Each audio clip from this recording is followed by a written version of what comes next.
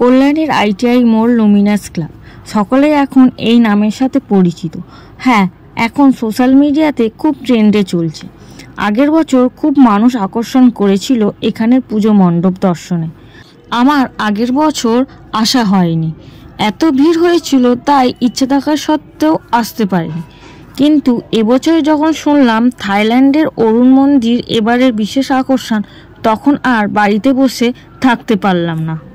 তাই এবছরেও যাতে মিস না হয় তাই চলে গেলাম তৃতীয়ার দিন সন্ধেবেলায়। ঘড়িতে ঠিক তখন 7টা।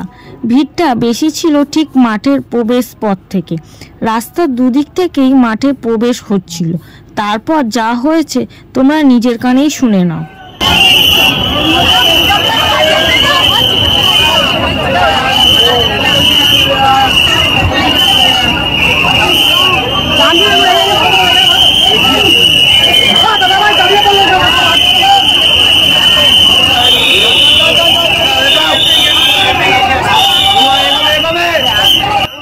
এতক্ষণে তোমরা নিশ্চয়ই বুঝে গেছো আমি কি শোনাতে চাইছি তোমাদের। হ্যাঁ, ওখানকার গার্ডেদের বাঁশির আওয়াজ।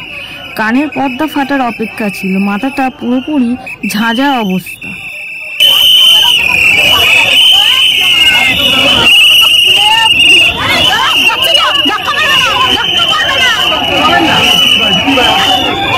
যখন আমি বললাম আরো জোরে বাজাও, তখন রিয়াকশনটা দেখো।